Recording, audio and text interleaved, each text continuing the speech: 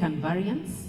Now, the American system is very federalized, so you may find no one school quite offers the same curriculum as the next school. We've just been lucky in Kenya that the bulk of them are accredited by the same institution.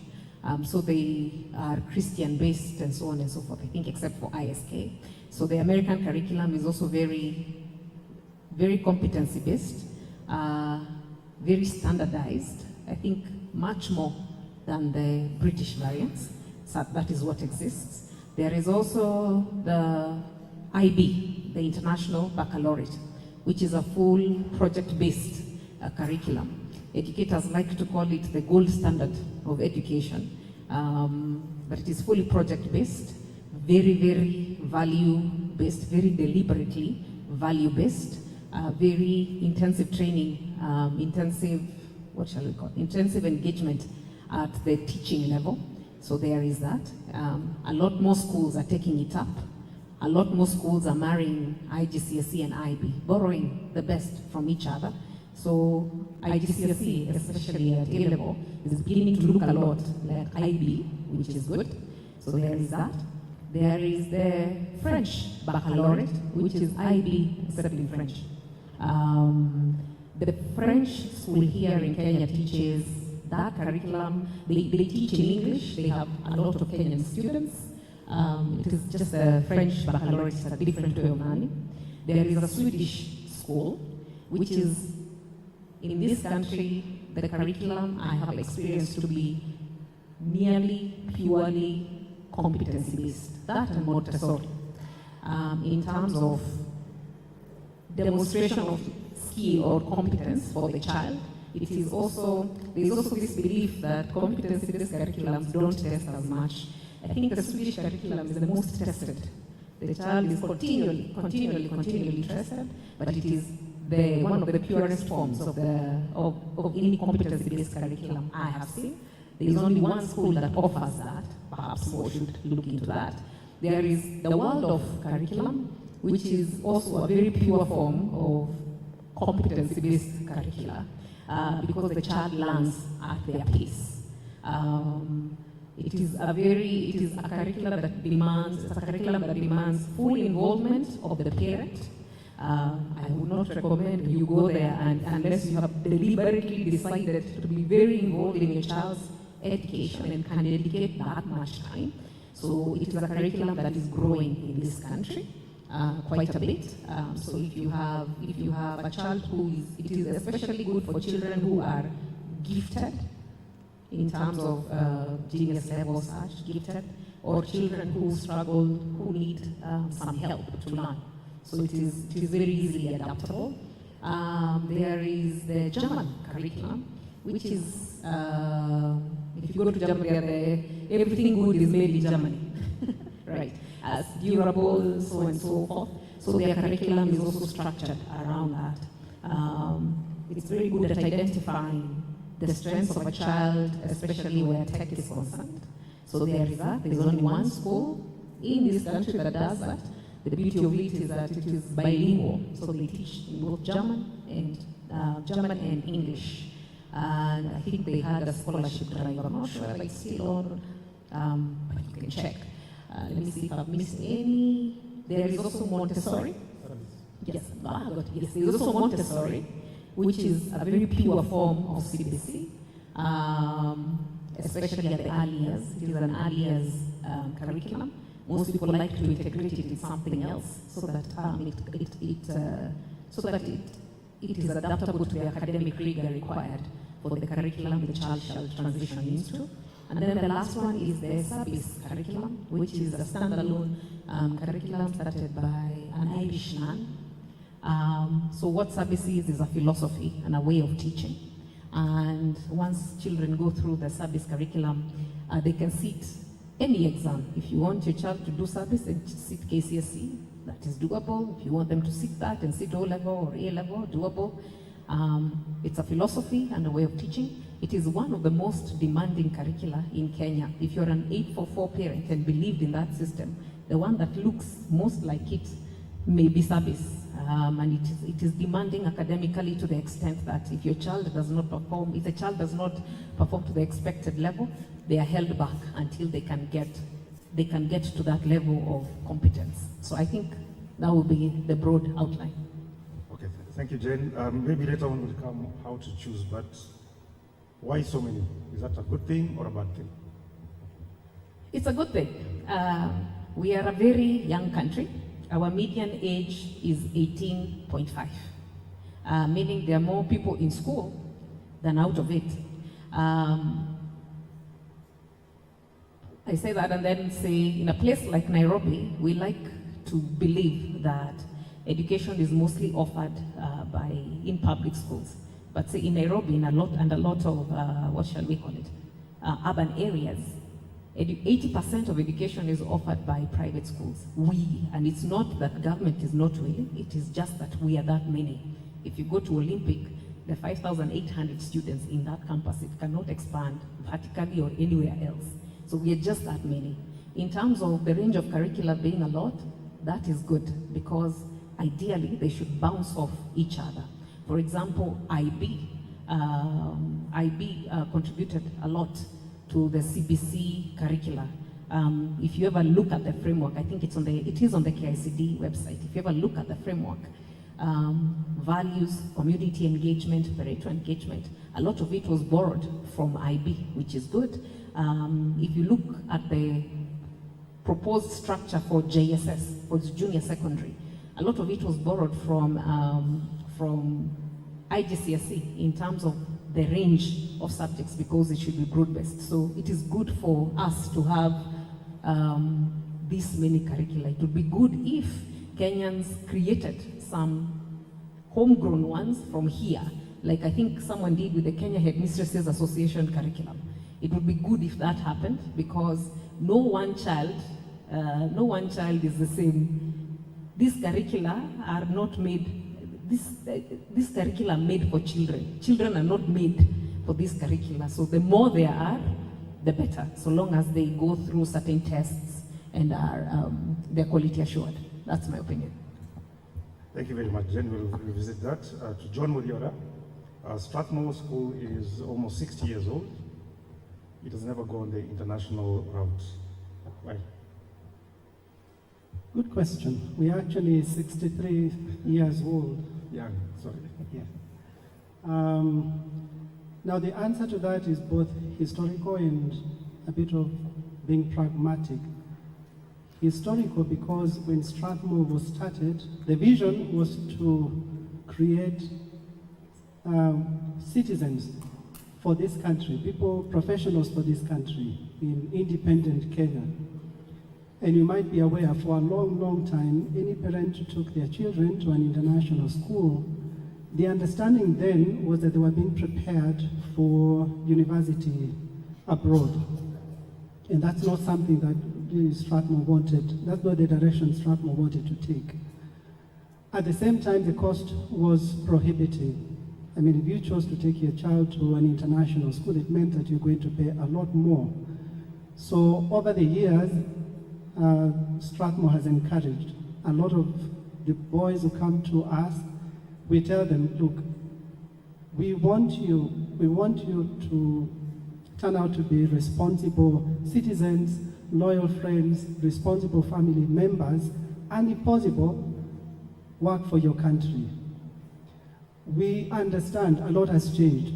Now a lot of even public universities will take children who have graduated from international school. But we also recognize that there are many other schools who are doing a lot better than us in the international system, and there's no vacuum there. So we want to continue doing what we know best. And for a long time, we have done it, and we have done it very well. We want to continue keeping it that way. Okay. Thank you very much. John Robert Ouko, Strathmore University. Jane has talked about all those different education systems and curriculum being offered. So when they come to Strathmore University, what's the entry criteria? Well, thank you. With the entire list that Jane has shared, you can imagine sitting in a university somewhere, you want to craft entry requirements for various programs can be very hectic, but then we work very closely with the government because a lot of these entry requirements are not self-made for institutions. So what happens is the government sets the minimum entry requirement, and from there, Strathmore develops their entry requirements. So ordinarily, our entry requirements will always be above the government entry requirements. But then this is how we navigate through. For 844 system, which is now being phased out as we welcome CBC, it's been for the longest time very clear, black and white.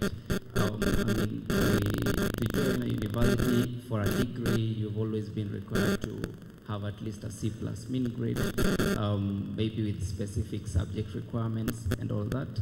But that also depends on the various programs that you want.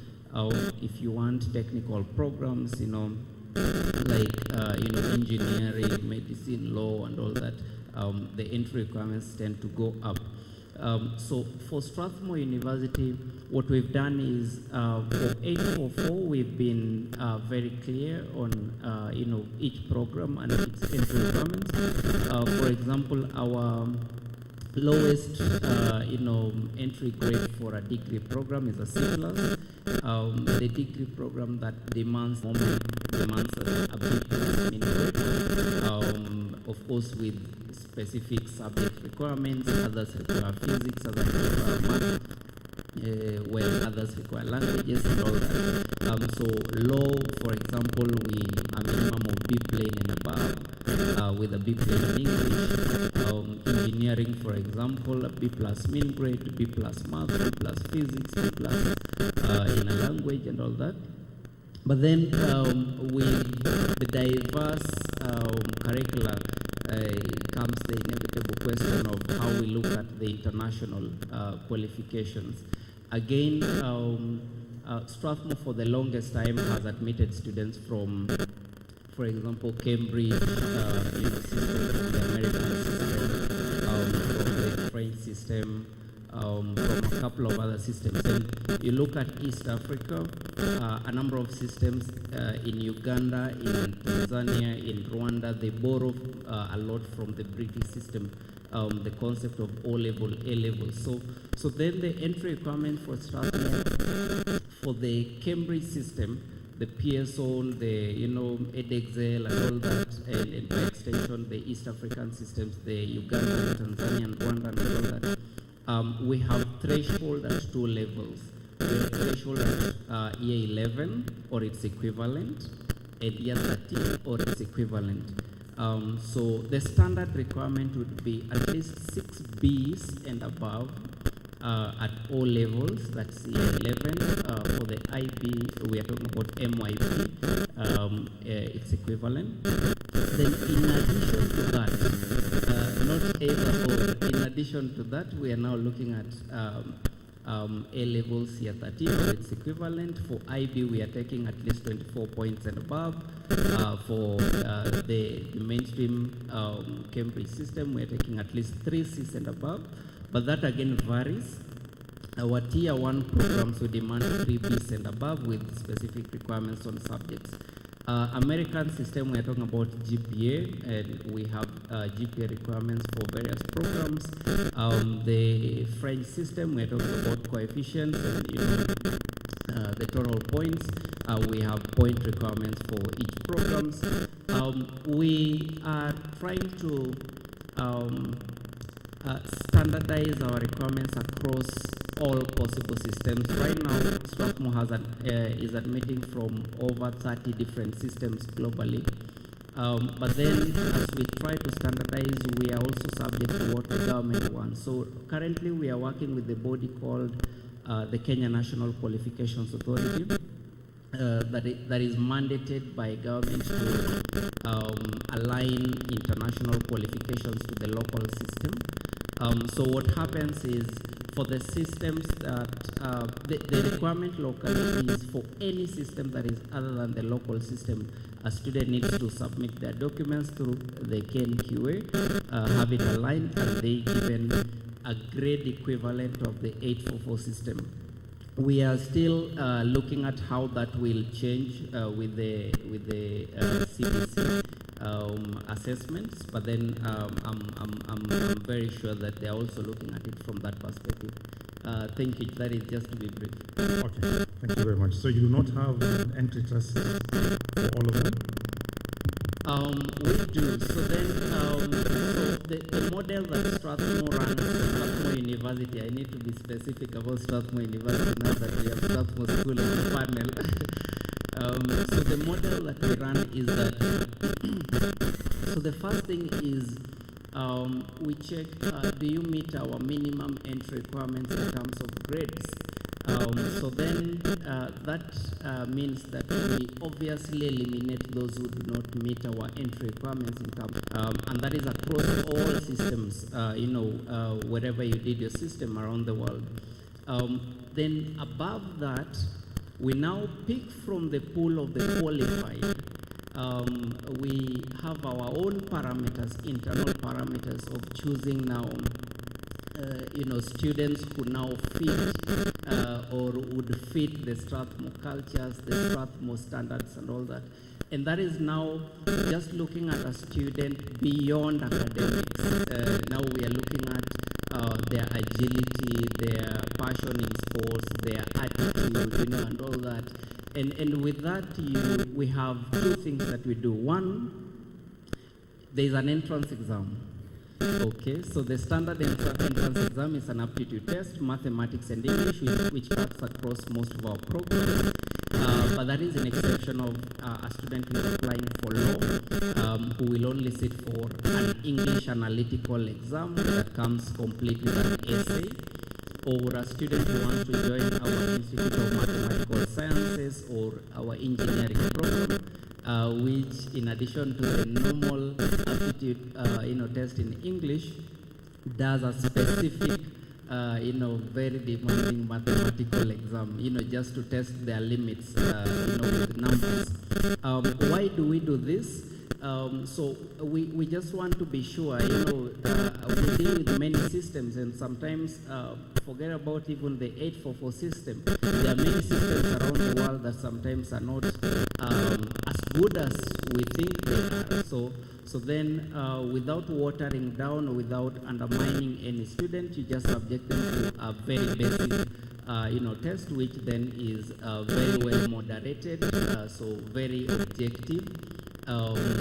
Which then, if they pass or if they score to a certain level, then we are able to appreciate their academic ability against the demands of the program that they want to join. But then beyond the written exam, we have an oral interview. Now the oral interview checks non-academic requirements. So you could have the right grades, okay? You could pass our entrance exam with very good marks. You could score everything. I have met a few students who have scored everything. But then you fail our oral interview.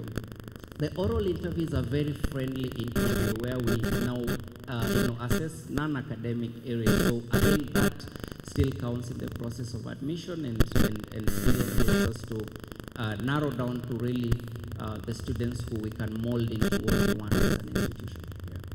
Okay. Wow, that's quite a process. So let's change gears and move to the public sector. I could be wrong, but I think I'm right in the sense that all the panelists, including myself, at one point went through public school system. So I want each of you to tell us A, which public schools you attended, B, if you would send your children to those schools, C, what have you done to ensure that those schools are not where they are right now. Sorry, Jane, you didn't see this coming? You're the first one. Choose any of the public institutions. It could be primary, secondary, or university, anywhere. But would you send your child there? And there's no multiple choice, Jen. I'm going to shock you. I did go to a public school in my formative years, Roysambu Primary School. I'm going to be careful and answer it in a different way. I already stated that we are a very young country. So our dynamics are skewed. Our primary schools, our public primary schools, are very, very full. Very, very full. And as the economic situation does what it is currently doing, especially what began at COVID and has continued to happen, those schools keep getting fuller. So if you go to Olympic, like I said, 5,800 students. If you go to Mwiki Primary, I think like 4,000 students, and on and on and on. But also for private schools, there is the assumption in this country that private schools look like this within the Kenya Association of International Schools. That private schools look like Braeburn or like Lukenya or like Makini. That is not true. The majority of private schools in Nairobi look like the informal schools. You know the school that fell down in Gando, it was called Precious Talent? Those are the majority of private schools in Kenya. The ones that are within the association are less than 1% of those schools. Now with that in mind, the public school still looks better, better than the informal school. So the majority of parents would rather have their child in a public school if they could. It is that for primary school, those schools are full, the teachers are few, resources are stretched, so people do what they must. So private schools in this country provide a service. They help achieve access. We are all bound to one fate. There is no one doing better than the other. We're all bound to this one fate. Now, when it flips over to secondary school, it changes. Parents want their child to get, at least with 844, wanted the child to get this one grade so that they can go to a public, prestigious public boarding school. And then 100% transition happened. So a school that used to have 800 now has 2,500, like that. So at the very top, our public boarding schools are extremely full. There are schools where children have to get into their cubicles in turns, as in it is choreographed. Going in, choreographed, going out. The demand for those types of schools is that high. They don't go to private schools anymore. They want to go to public schools. So that is the overcrowding that is in those top national and extra county schools is a thing of wonder. But if you go to day secondary schools, a lot of them don't have students. If you go to private secondary schools, a lot of them don't have students. So you see the mismatch. So I answer it that way because that is the circumstance. So when we rant as a country that our schools are full, which ones? When we rant as a country that as kids can't go to school, but they can't find space, where? And then there is since I'm also in the middle class, I can talk badly about the middle class, right? I'm not take it personally. Then there is we, the middle class, who take it upon ourselves to assess situations that we have no idea about. And put our children through schools we have not bothered to check. My child was in Makini. They got the grade they got. I want to go and staff them in Mango. I could have taken them to a school where they'd get the same education, but I want to staff them in Mango and then complain about overcrowding, lack of resources, etc., etc. Yet I am contributing to this problem. When you look at the school fees in a public boarding school and look at the school fees in a private secondary school, today as I live, I would like for you to tell me the difference. So that is, if we could have an honest discussion as a country around that, then we would leave the debate of public versus private, this and that, and have a conversation around education and what we need. Thank you. Thank you, Jen.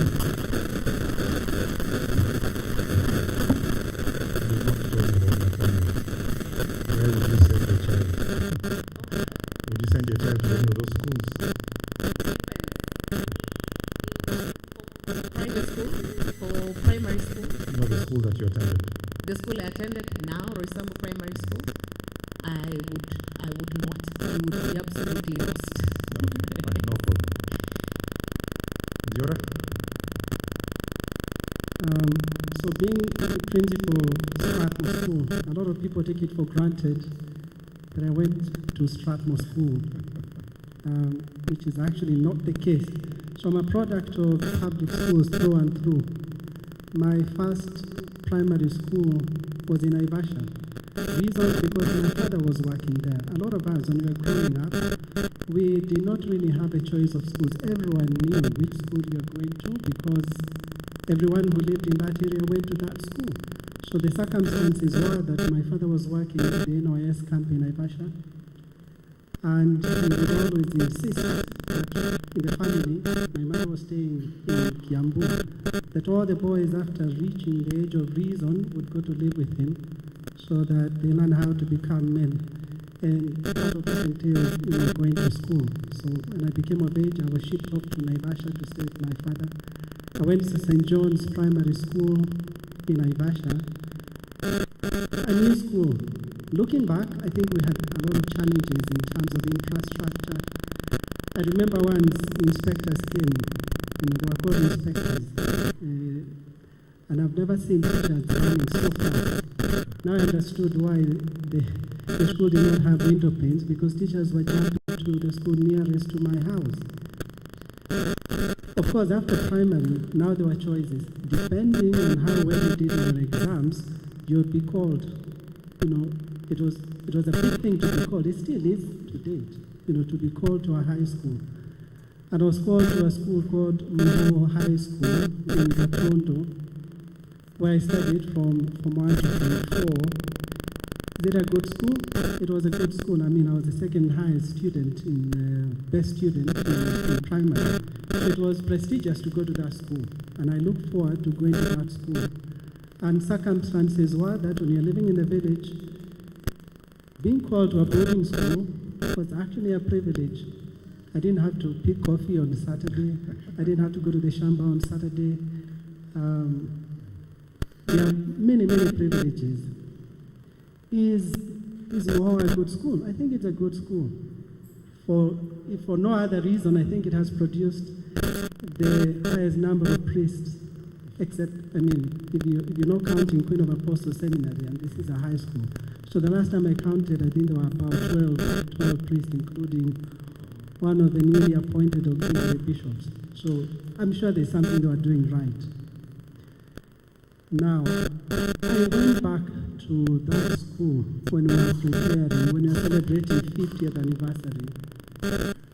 And I went round the classrooms, including the classrooms I went to, and I was actually a bit shocked that I actually survived 4 years in that school. And I realized I had changed. The exposure that I got after university, after high school, I went to the University of Nairobi to study education. And then I started working in Strathmore School since. A lot of things have changed in my life, the way I look at education. And I guess also the kind of life that we're living is very different from the life our children, we have exposed to our children. And I totally agree with what Jane is saying here. That the schools that we went to, when we went to those schools, the circumstances were very, very different. For a lot of us, probably it was an upgrade, or more or less you maintain the same kind of life. Would I take my children there? When my son finished Form 4, he was called to Kagumo High School, an extremely good school. The school where Patrick, my brother-in-law, went to. And I asked my son, do you want to go to Kagumo or do you want to come back to Strathmore? And I said, no, I can take you to the school, have a look, just in case. And my son thought, good joke, Why? Because I have taken him to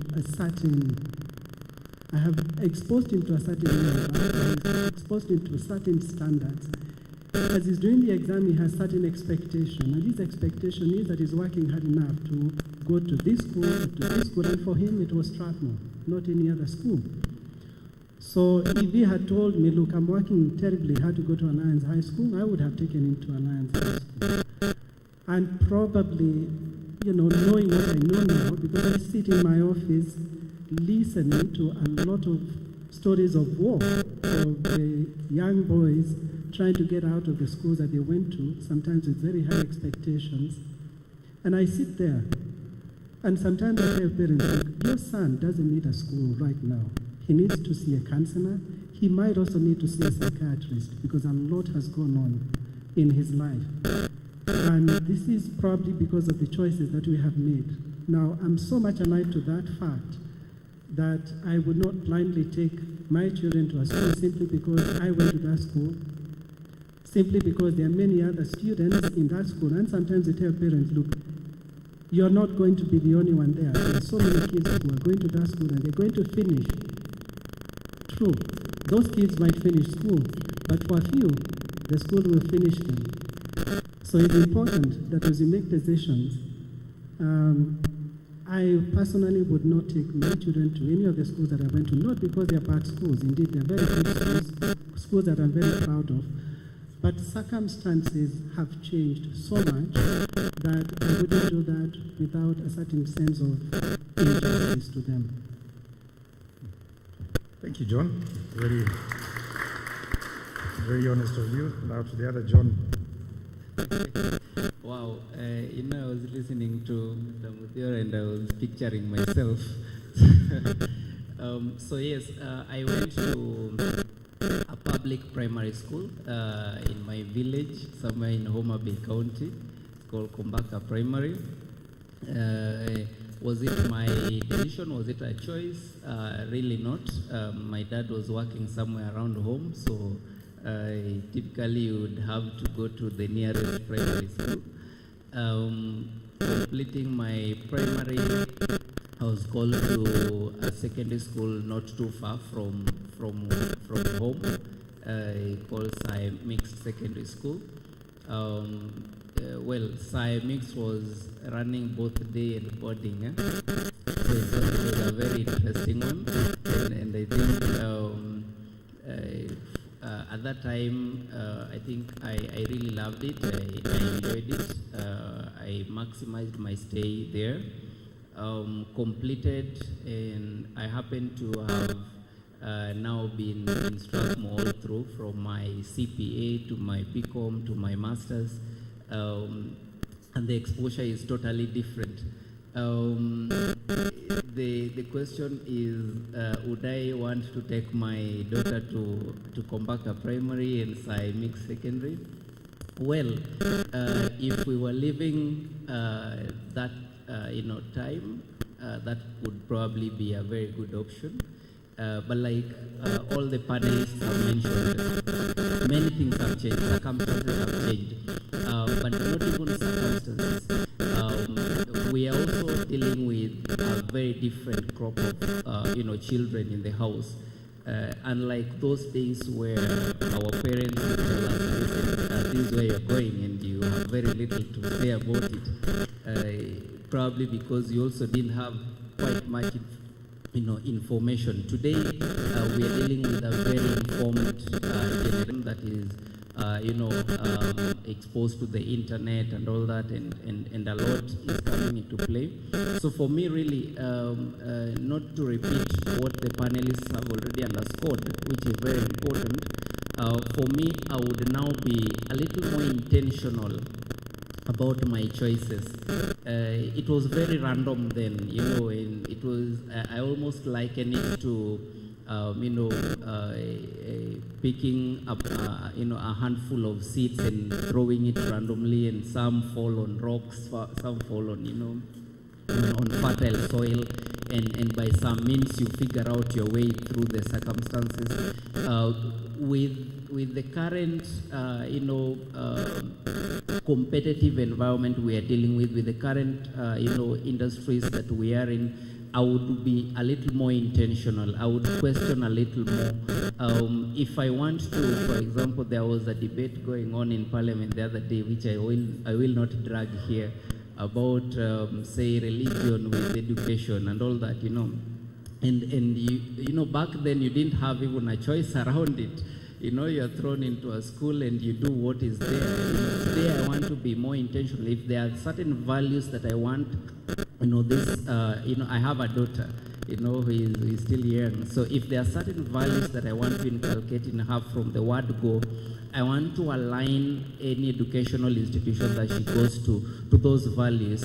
If there are certain, you know, extracurricular activities that I want to grow in her, if I want her to discover herself beyond classroom, I want to be more intentional on it, institutions that further that particular vision, other than just throwing, you know, the seeds randomly and hoping that she figures out her ways like I did. Thank you. Okay, thank you very much. I think my intention was to fix you, but you guys have fixed me. It's not fair. Of course, here we have parents who, the kids are currently in school. Of course, the kids are currently in school. So the next session is, how do the parents know, so what should the parents look for in those schools to know that I'm in the right place? Just one or two things.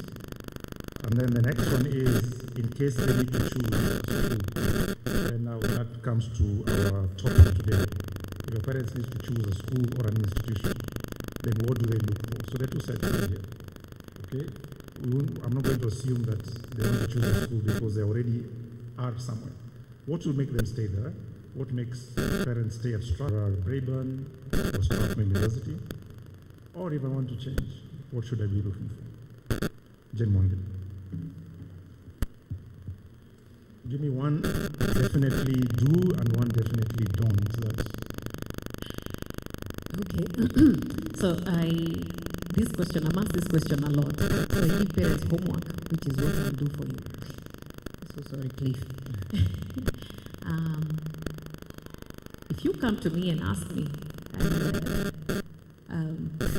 what school, prescribe schools for me, I may disappoint you, because schools are made for children. Children are not made for schools. So I ask you to do this over a weekend. You look at the three things that stand out about your child. Are they kind? Are they natural born leaders? Are they very introspective?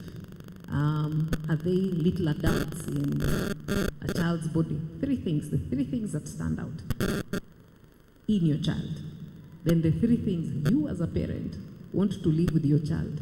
Like if God decided this is it, what's the three things you would hope you left with your child? And these are intangible. These are intangible things. So three things you'd want your child to have.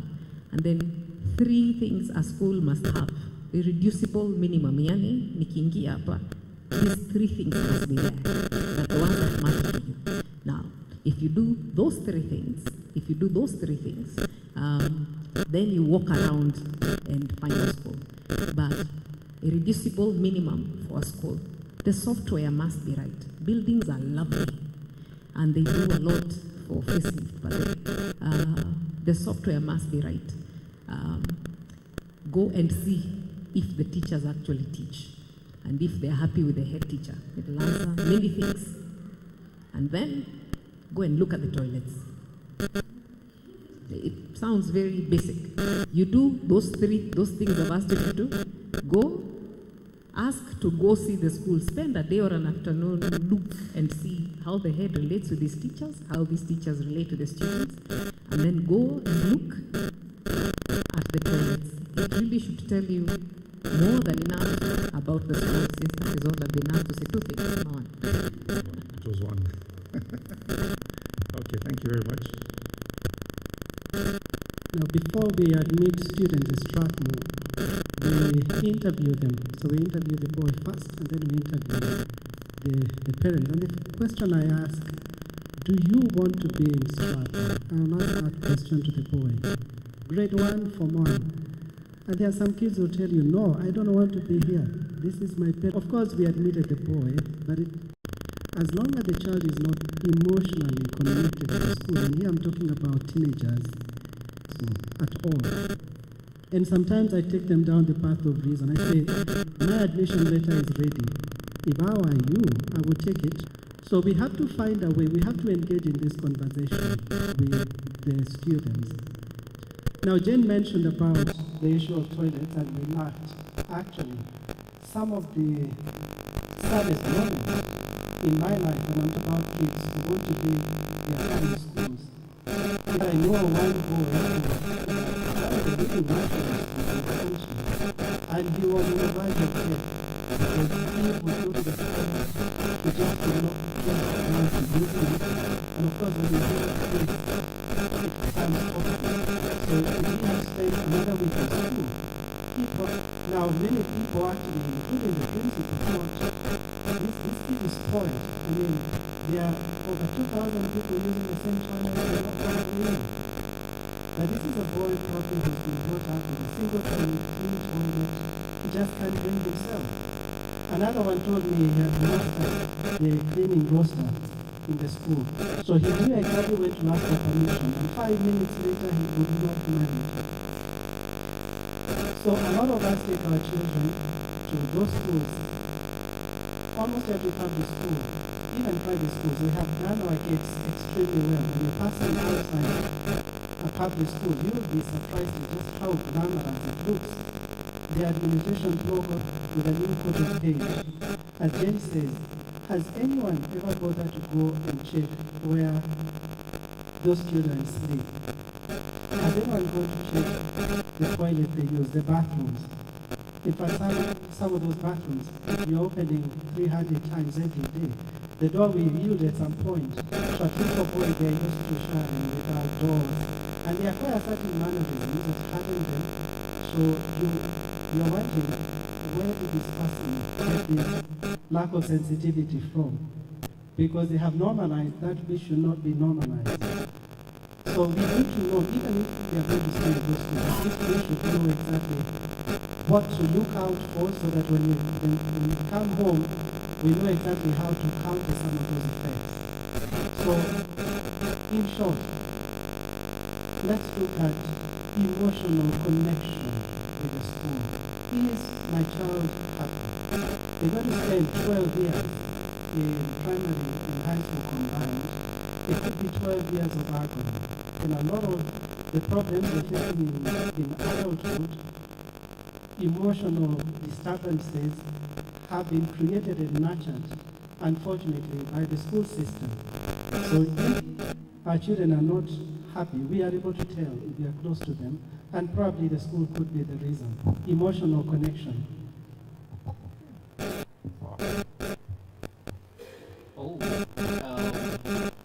In addition to the very good insights, for me, like I already mentioned, I have learned to leave very little to chance, only if I can control it. I try to take charge, I try to take control, I try to really get the evidence before my decisions. So then maybe also because I'm raising a girl, in the house, I'm a little more cautious. But then yes, for me, what I would really be looking out for is involvement. And I think I have learned this a lot from Strathmore, working at Strathmore. I've been in Strathmore for almost 10 years now.